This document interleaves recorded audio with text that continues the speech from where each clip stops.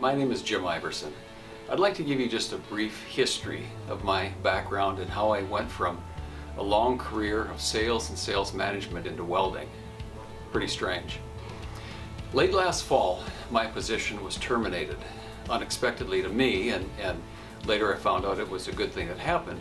I went through the interview process with a number of different companies, and that was before COVID hit, and was getting close to finding something in the career of sales management.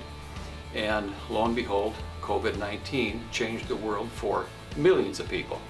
So wondering what I was going to do, what we were going to do to replace an income, sat around thinking, what is going to happen with my life? What's going to happen with my career?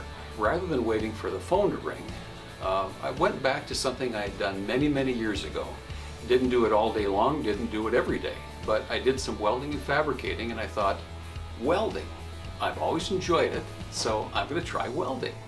Never did I think that over 40 million people would be out of work. And I've been here since early June. I have 10 certifications. I have certifications in wire, flux core, stick on plate, and stick on pipe.